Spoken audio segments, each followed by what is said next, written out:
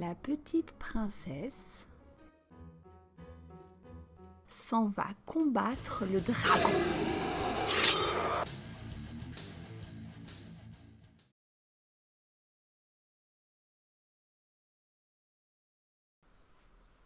Bonjour à toutes et à tous et bienvenue sur mon curieux booktube féministe.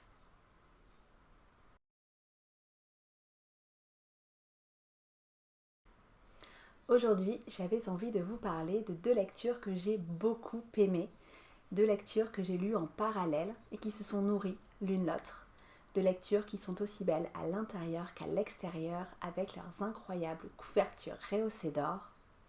Trêve de suspense, il s'agit du roman de Flore Vesco, D'or et d'oreiller, publié à l'École des loisirs au tout début du mois de mars 2021, et du roman graphique Géante de Jean-Christophe Devenet, illustré par Nouria Tamarit et publié chez Delcourt en 2020. D'or et d'oreiller, c'est donc le tout nouveau roman de Flore Vesco, qui est une autrice que j'aime beaucoup, que j'avais découverte en 2015 avec son tout premier roman De Cap et de mots, publié chez Didier Jeunesse. C'est un roman que j'avais adoré parce que je suis extrêmement sensible aux mots, à leur poésie, à la façon dont on peut jouer aussi bien avec leur sonorité qu'avec leur sens. Et l'écriture de Flore Vesco est absolument délicieuse. Flore Vesco, c'est aussi l'autrice d'un roman qui a beaucoup fait parler de lui et qui a remporté de nombreux prix. Il s'agit de L'estrange malaventure de Mirella, publié à l'École des loisirs en 2019. Ce roman, c'est une réécriture d'un conte, Le joueur de flûte de Hamelin, qui a notamment été retranscrit par les frères Grimm. Et il va vous proposer un jeu de langue que je ne vais pas vous expliquer ici, je vous invite plutôt à aller le lire si ce n'est pas déjà fait. Dans D'or et d'oreiller, c'est un autre conte que Flore Vesco vient réinventer, La princesse au petit pois, qui est sans doute l'un des plus fondateurs dans le stéréotype de la princesse tel qu'il existe encore dans nos cultures occidentales, même si longtemps, aujourd'hui, à s'en détacher. La princesse au petit pois, c'est un conte publié pour la première fois en 1835 par le Danois Hans Christian Andersen. Il raconte l'histoire d'un prince qui veut épouser une princesse, mais une vraie princesse. Et il part donc faire le tour du monde pour en trouver une, en vain. Un soir de tempête, une jeune fille, entièrement trempée, se présente à la porte de la ville et prétend être une vraie princesse. Pour vérifier ses dires, la reine va prendre un petit pois, va le poser sur le lit, va y ajouter 20 matelas, puis 20 édredons, et va inviter la prétendue princesse à dormir au sommet de ce lit. Le lendemain matin, quand on lui demande si elle a passé une bonne nuit, la princesse répond qu'elle a extrêmement mal dormi, qu'elle a dormi sur quelque chose de si dur qu'elle en a des bleus sur tout le corps. Elle a donc senti le petit pois à travers ses 20 matelas et ses 20 édredons. C'est une vraie princesse que le prince peut épouser. Depuis, le petit pois, le fameux petit pois, est exposé dans un musée. Ce stéréotype de la princesse comme une petite chose fragile va être, dès le prologue, balayé complètement par Flore Vesco. Et ce prologue est d'ailleurs une si belle entrée en matière dans ce roman que je ne vais pas résister à l'envie de vous le lire. Prologue. La fille, fermez donc la porte et venez près de moi. Voilà, ici. Je voudrais vous conter une histoire. Vous êtes en âge maintenant de l'entendre. Voyons, par où commencer ? Oui, bien sûr, par un beau jeune homme. Il était riche, noble, valeureux, grand, évidemment. Pour le reste, figurez-vous un visage et un corps selon vos goûts. Vous avez bien déjà vos petites préférences, n'est-ce pas ? Ne rougissez pas, mon poussin. Une mère devine ces choses-là. Notre héros, donc, voulait prendre femme. Et pour choisir son épouse, il avait imaginé une étonnante épreuve. Les prétendantes devaient passer une nuit dans un lit fort haut, fait d'un empilement de 10 matelas. « Maman, je connais ce conte. Le prince avait caché un petit pois entre le sommier et le premier matelas. La jeune fille était d'une telle délicatesse qu'elle en fut gênée toute la nuit. »« Petite sotte, vous ne connaissez rien encore. Ne vous semble-t-il pas que cette histoire de pois est absurde au possible ? Que la morale est on ne peut plus bête ?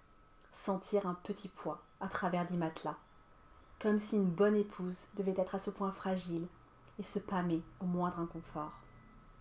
Mon cœur, écoutez-moi bien. Les contes cachent une once de vérité sous 1000 fadaises.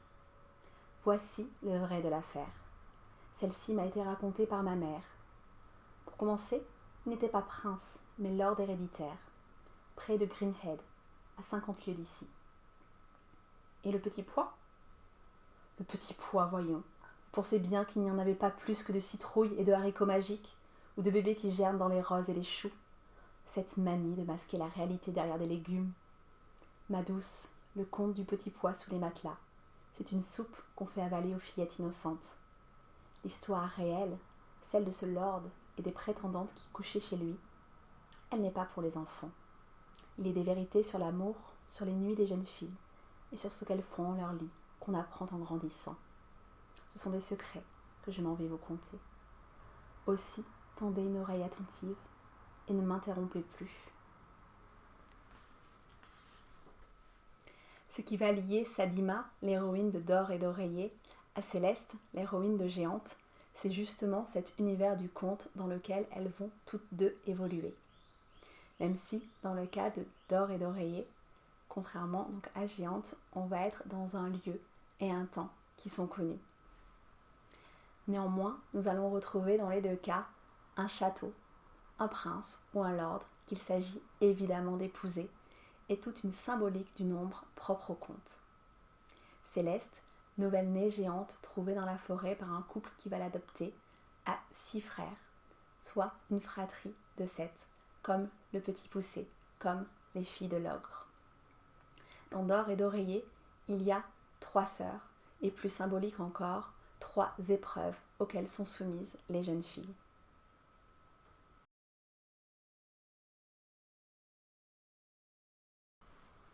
Je vous parle de ça parce que l'archétype du conte que l'on ne va pas retrouver dans ces lectures est justement celui de la princesse, du moins pas dans nos 2 héroïnes. Nous sommes au contraire face à 2 jeunes femmes qui vont se présenter en rupture avec ces univers et dont l'objet va être la réappropriation de leur corps. Dans D'or et d'oreiller, ce n'est pas Sadima que nous rencontrons la première, mais 3 jeunes sœurs, Margaret, Maria et May Watkins, que leur mère est prête à envoyer sans chaperon, selon la demande de Lord Anderson, passer la nuit dans son château, au mépris de toute bienséance, afin qu'au moins l'une d'elles fasse un excellent mariage. Sur le plan financier évidemment, le reste important bien peu. Sadima, elle, est leur femme de chambre, fille de la nourrice, sœur de lait de May, la plus jeune des 3 sœurs. May qui est d'ailleurs la plus fragile de cette sororie, même si toutes 3 s'évertuent à être les créatures les plus délicates possibles. Car, comme l'écrit si bien Flore Vesco, il en allait des filles comme des bagages, moins elles prenaient de place, et plus elles seraient faciles à caser. En tant que femme de chambre, contrairement aux 3 sœurs dont elle s'occupe, Sadima a un travail physique pour lequel avoir un corps robuste en bonne santé revêt toute son importance. On pourrait penser Sadima esclave de sa condition, mais en réalité, c'est sans doute elle la plus libre, parce qu'elle peut s'affranchir de certains carcans, notamment les carcans vestimentaires, les robes, les corsets. Sadima, elle, peut porter un pantalon, une tunique. Elle peut aller chasser. Aller chasser, c'est-à-dire ne compter que sur son propre corps, que sur ses réflexes, que sur sa rapidité. Cette réappropriation du corps, elle passe aussi par une présence imaginaire, celle d'un amant secret qui la rejoint la nuit dans ses moments de plaisir intime, plaisir du toucher, plaisir de ce corps auquel elle offre une nouvelle dimension. C'est la fameuse vérité sur les nuits des jeunes filles. Et je vous mets au défi de trouver un autre roman pour adolescents, pour adolescentes, qui aborde le sujet avec autant de sensualité. Dans Géante, Céleste a donc la particularité d'être une géante dans un monde d'humains et d'humaines. Élevée par le couple qui l'a recueillie, avec ses 6 frères, elle vit une enfance heureuse dans cette famille qui essaye toujours d'adapter son monde à son gigantisme. Mais ce bonheur trouve une limite. Il est dans l'obligation pour Céleste de rester à proximité de la ferme familiale, dans la montagne, et de ne pas pouvoir se déplacer où elle le souhaite, et notamment dans cette vallée qu'elle ne peut voir que de loin, et où elle a très envie de se rendre. Pourquoi cet interdit? Parce qu'elle est géante, peut-être, ou parce qu'elle est une fille, un peu des deux sans doute. Mais dans tous les cas, l'interdit appelle évidemment la transgression, et Céleste va profiter de sa rencontre avec un colporteur pour se rendre dans la vallée. Cette première expérience du monde va être celle de l'avilissement du corps, puis celle de la liberté retrouvée. Et cette scène va faire écho au si beau sous-titre de ce roman graphique, Histoire de celle qui parcourut le monde à la recherche de la liberté. Accepter son corps pour Céleste, c'est aussi ne pas se servir de son corps, ne pas user de sa force qui est supérieure à celle des autres. Lorsqu'elle est poursuivie par la justice pour avoir involontairement détruit un bâtiment, elle va se soumettre à cette justice, elle accepte d'être arrêtée, alors qu'elle pourrait balayer d'un geste de la main les quelques soldats venus l'arrêter. Mais parce qu'elle a cet idéal de justice très fort en elle, elle va, au contraire, s'opposer de tout son corps à toute forme d'injustice. Un autre point commun entre Sedima et Céleste, c'est la possibilité qui leur est offerte à un moment donné de s'extraire de leurs conditions grâce à un mariage avec un excellent parti. Mais s'extraire de sa condition, c'est aussi, et c'est là que le bas blesse, renoncer à cette liberté chérie qu'elles ont mis tant de temps à construire. En réalité, ces deux lectures vont aborder des notions plus vastes, mais toutes sont portées au final par cette idée de s'affranchir du patriarcat. On va aussi y parler de magie, de sorcellerie, de sorcières, de ces femmes qui sont condamnées pour avoir fait le choix de s'extraire de leur carcan. Mais je ne vous en dis pas plus parce que je vous invite vraiment, vraiment à lire aussi bien D'or et d'oreiller que Géante, qui ont été des lectures juste magnifiques.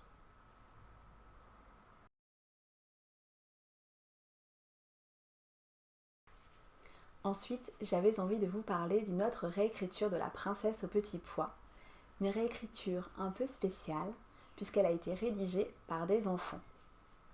Il s'agit du Prince au petit pois, illustré par Fred L. et publié chez Talent Haut en 2015.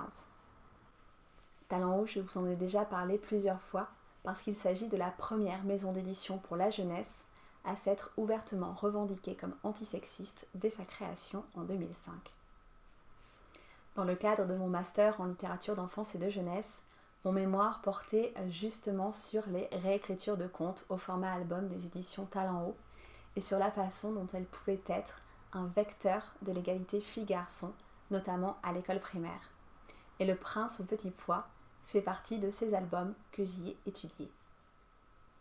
Je vous disais qu'il a été écrit par des enfants car le récit du Prince au petit pois est le lauréat d'un concours qui s'appelle l'IREGO, qui est organisé par Talent Haut dans les écoles d'Île-de-France et qui propose donc à des élèves accompagnés de leur enseignant, de leur enseignante, de rédiger un texte présentant de fortes valeurs antisexistes.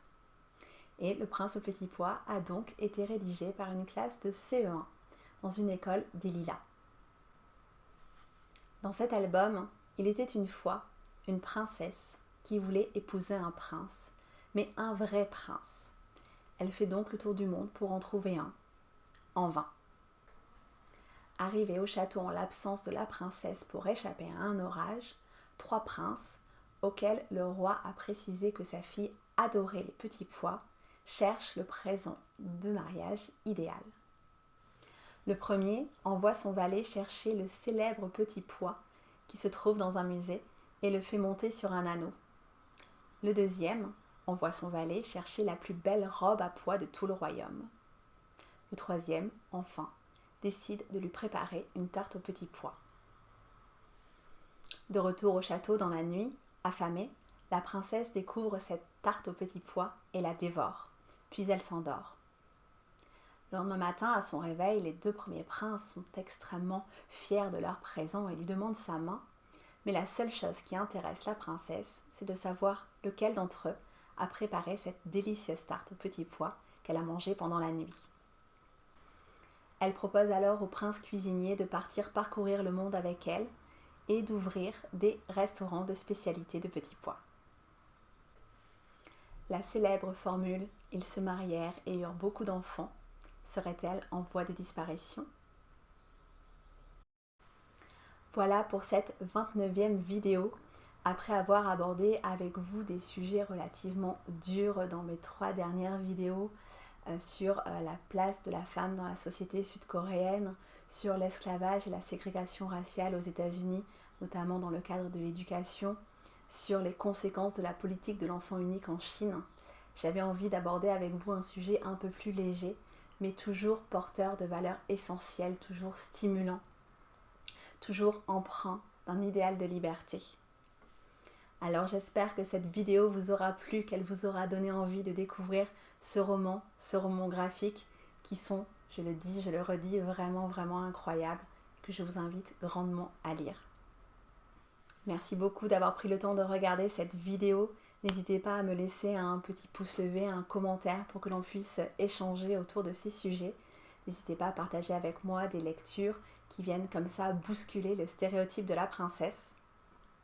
Moi, je vous retrouve dans 2 semaines avec une vidéo un peu spéciale. Je ne vous en dis pas plus pour l'instant. Merci encore et à très bientôt.